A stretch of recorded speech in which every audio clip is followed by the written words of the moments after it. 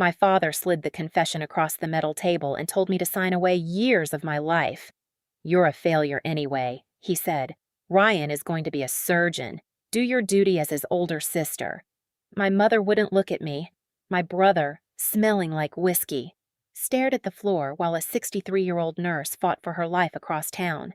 They expected me to lie, take the charge, and disappear into prison so their golden boy could stay clean. That was when I realized I had no family left. But they had missed one small detail my phone was already recording. I had spent my life proving I could fix things: engines, hydraulic lines, broken heaters, flat tires at 2 in the morning. People were harder. At 31, I worked as a heavy equipment mechanic on the industrial side of the city.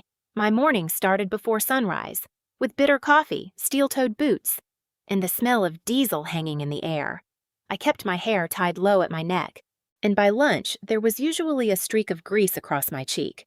My mother hated that. "You could be so pretty if you stopped dressing like somebody's hired hand," Diane used to say. She said it with a smile, which somehow made it worse.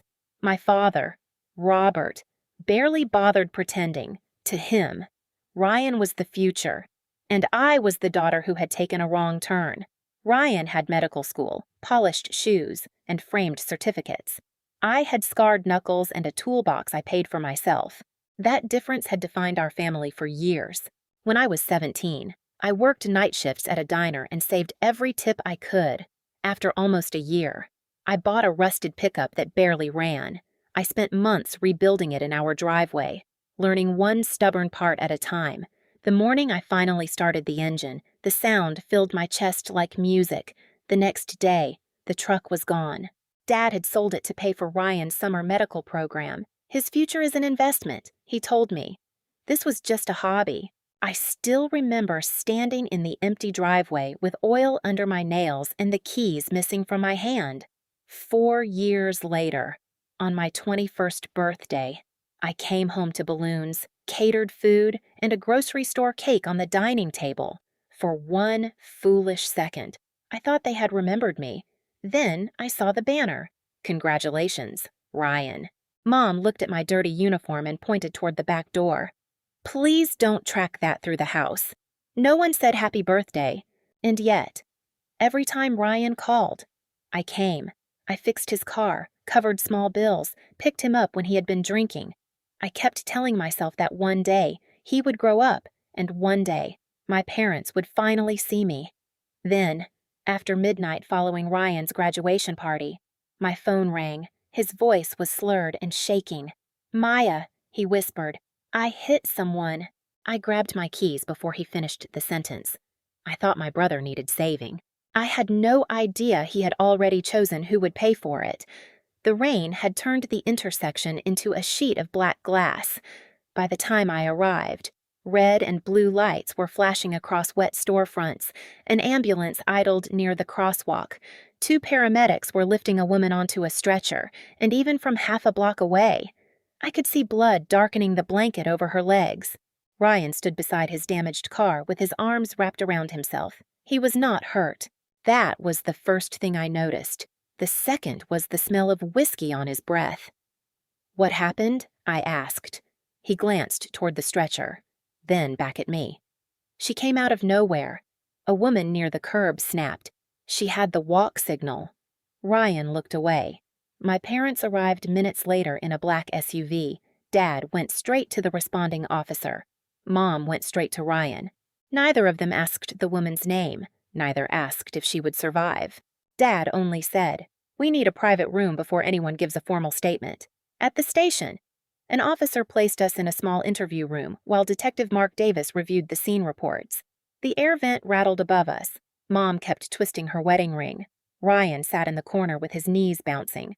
Before leaving us, Detective Davis said the victim, Grace Walker, was 63 and undergoing emergency surgery for severe internal bleeding.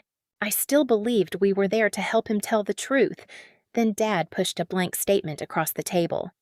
"You were driving," he said. For a second, I thought I had misheard him.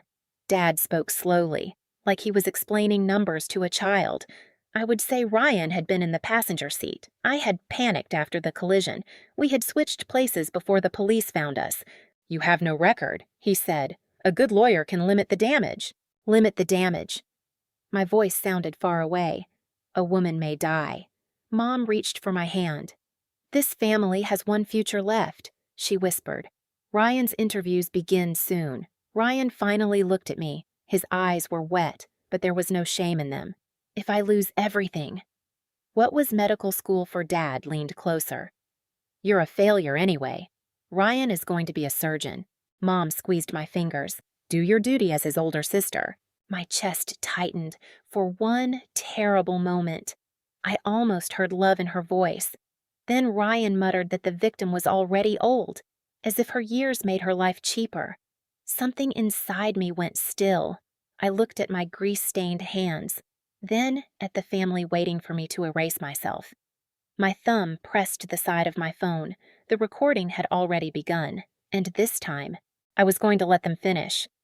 Detective Davis returned 5 minutes later and asked who had been driving. Dad opened his mouth first. I stood before he could speak. I wasn't in the car, I said. Ryan called me after the crash. The room changed instantly. Mom's hand slipped from mine. Ryan went pale. Dad rose so fast his chair scraped against the floor. She's upset, he said. She doesn't know what she's saying. I took out my phone. I have the voicemail. I have his messages. And I have the conversation that just happened in this room. For the first time in my life. My father looked at me without contempt. He looked afraid. Detective Davis separated us immediately. Officers collected our phones, reviewed traffic footage, spoke to witnesses, and ordered further testing. By sunrise, Ryan was being processed on charges tied to drunk driving, leaving the scene, and causing serious injury. Dad watched him go, then turned to me. You have no idea what you just destroyed. I did. The illusion that they loved me. The retaliation started before the week ended. Tom, my manager, called me into his office and closed the door. He kept rubbing his palm over the back of his neck. You're the best mechanic I have, he said. But the owner got a call from your father. Our lease is being reviewed. If you stay, our rent goes up, so I'm fired. He looked at the floor. I'm sorry. 2 days later, I found a notice taped to my apartment door. My lease was month to month, and the property manager was ending it. No explanation, no negotiation. Then the calls began. Aunts I had not spoken to in years told me I was jealous. Cousins said I had ruined Ryan's life. Mom left a message saying she could forgive me if I corrected my statement. I deleted it. By the end of the month, everything I owned fit inside my car, 3 bags of clothes, a box of books, and the tools my father had always called worthless. I applied everywhere. Some shop owners admired my experience. None wanted trouble with Robert Collins. On the edge of the city, I found a small industrial recycling yard surrounded by bent fencing and rusted equipment. An older man sat outside the office drinking coffee from a chipped mug. I need work, I told him. He studied my boots, my tools, and the exhaustion I could no longer hide. I don't hire sob stories, he said. My name is Maya. I fix heavy equipment. He pointed toward a dead truck sinking into the mud. Get that running before sunrise. The engine fought me for hours. Cold rain soaked through my jacket. A sharp edge split my palm, and blood mixed with grease across my fingers. Just before dawn, I turned the key. The truck roared. The old man walked over and handed me coffee. Frank Miller, he said. You start today, that night. I slept on his office sofa, and for the first time, I understood losing their approval could be the beginning of getting my life back. My father had taken my job and my home, but he had left me the one thing that would eventually cost him everything. My hands. 5 years can change the shape of a life. Mine changed one engine, one invoice, and one contract at a time. Frank taught me everything the garage never had: dispatching, negotiation, fuel costs, insurance, how to read a balance sheet without letting the numbers scare me. I worked beside the crews by day and studied after midnight under a desk lamp. By the 3rd year, Frank let me buy a share of the business with profits I had helped create. By the 5th, I owned most of it. We had expanded into industrial logistics and recycling. My personal assets and shares were worth about $20 million, but the number mattered less than what it represented. No one had handed it to me before I made any move against my father. I visited Grace. She lived in a house with a wheelchair ramp and flower boxes. She walked with a cane on good days. On bad ones, she used a chair. Her daughter, Emily, watched me like I might be carrying another Collins family threat. "I'm not here for forgiveness," I said. "I'm here because what happened to you never stopped costing you." Grace's remaining medical bills and home modifications came to about $400,000 after she and Emily agreed. I paid them and asked for nothing in return. Grace touched my scarred hand. "You told the truth when it cost you everything," she said. "Don't let revenge make that truth smaller." I carried those words with me when Lauren called. Ryan's former fiancée had uncovered signs that Dad's real estate business was collapsing. Public records showed nearly $4 million in troubled debt, several properties pledged against the same obligations, and payments already in default. She connected me with a whistleblower's attorney who had lawfully provided financial evidence to regulators. I gave everything to Daniel, my lawyer. "We can buy the debt," he said after weeks of review, "legally, but you need to know why you're doing it, to stop him from hurting more people." Daniel held my gaze, and if destroying him feels good, I thought of Grace's hand over mine. "Then I don't let that feeling make the decisions." We purchased the debt through an investment company and sent Robert a notice. He had 30 days to correct the defaults. I offered a restructuring plan, independent audits, honest reporting, and the sale of failing properties. He refused every condition. Instead, he demanded a meeting with the decision-maker. The conference room sat high above the city, all glass walls and polished wood. Dad paced near the windows. Mom sat at the table, clutching her purse. When I entered in a charcoal suit, Dad frowned. "What are you doing here?" I took the seat across from him. "I'm the person you asked to meet." Daniel placed the ownership documents on the table. Mom laughed once, sharply. "This is absurd. You repair machines." "I used to repair your machines for free," I said. Dad scanned the papers. His face tightened as he realized the mortgages, guarantees, and family home were tied to the debt I now controlled. "You bought this to punish me." "No. You borrowed the money. You signed false reports. You put the house up as security." I slid the restructuring agreement toward him. "You can still sign. Sell what is failing. Tell the truth. Pay what you owe." Dad shoved it back. "I will destroy your reputation before I let you take anything from me." The old fear tried to rise. It could not find a place to live. I nodded to Daniel. "Begin the legal process." Mom whispered my name as if it were a prayer. Dad stared at my hands resting on the table. "You taught me money was power," I said. "Frank taught me power was responsibility." Then I stood. "That is why you lost yours." But Robert still believed the buildings were the worst thing he could lose. He had no idea the truth was about to reach the entire city. The legal process moved slower than anger. But it moved.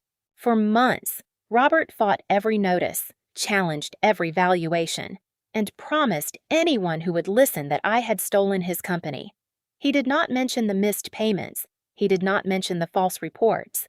He did not mention the personal guarantees carrying his signature. One property sold first, then another. By winter, the office tower was gone. The mansion was under court supervision. And Dad's name no longer opened doors. Mom responded the only way she knew how. She went online. In a video filmed in the living room they were about to lose, Diane sat without makeup, held a tissue to her chest, and told the city her cruel daughter had ruined two loving parents out of jealousy. For a few hours, people believed her. Relatives filled my voicemail. Old family friends called me heartless. One cousin wrote that a real daughter would forgive $4 million. I said nothing. Lauren did. She posted a careful statement built from public court records, Ryan's conviction, and the evidence already presented during the case. Then Grace agreed to speak in a local interview. She did not cry. She simply described the night Ryan left her bleeding in the road and the family that tried to send an innocent woman to prison to protect him. Maya was the only Collins who told the truth, she said. By dinner, Mom's video had disappeared. Their lawsuit against me was dismissed soon afterward. Regulators continued reviewing Dad's financial conduct, but I stayed out of it. I had no interest in turning his downfall into a celebration. Then Ryan was released. He came to one of our facilities wearing a cheap dress shirt and asking for a forklift position. Human Resources had already rejected him because his record did not meet our safety standards. He asked to see me. I need a chance, he said. 5 years earlier, he had asked me to lose my life for his future. Now he could barely meet my eyes. You cannot operate heavy equipment here, I told him. That rule is not revenge. His face collapsed. I let the silence sit between us. There is an inventory position, entry level, no driving, you complete treatment, follow every safety rule, and repay what the court requires. You'd let me work for you, I'm letting you work for yourself. He accepted. Months later, he reported a costly inventory mistake before anyone discovered it.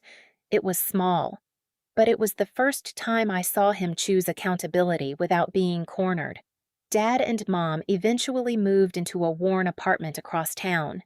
When Dad's health declined, their legal aid attorney asked whether they could rent a safer unit in one of my buildings. I approved an application at the standard affordable rate. Managed by a third party, no free housing, no direct contact, no invitation back into my life if they crossed those terms. The lease would be handled exactly as it would for any other tenant. Mercy did not erase the boundary. It proved I was no longer afraid to hold it, and when I signed that approval, I finally understood the difference between saving someone and surrendering to them. A week after I approved the apartment, I went back to Frank's old office. The building around it had changed. New loading bays, fresh concrete, trucks lined up beneath warehouse lights. But inside, the same worn sofa still leaned against the wall, and the same scarred wrench rested in the top drawer. I picked it up. For years, my family had treated these hands like proof that I had failed. Too rough, too dirty, too ordinary. But these hands rebuilt engines. They signed payroll checks. They paid Grace's bills. They gave Ryan a chance without giving him a free pass. They drew boundaries my parents could no longer cross. That was when I understood something simple. I did not lose my family in that police station. I lost the people who only loved me when I was useful to them. There is a difference. Real love does not ask you to destroy your future to protect someone else's mistakes. Strength does not mean suffering in silence. And mercy does not require you to hand your life back to the people who broke it. My father taught me that money could control people. Frank taught me that power should protect them, and I chose which lesson would define me. So tell me this, if your family asked you to sacrifice your freedom for their favorite child, where would you draw the line? Share your story in the comments and subscribe, because the next family betrayal may hit even closer to home.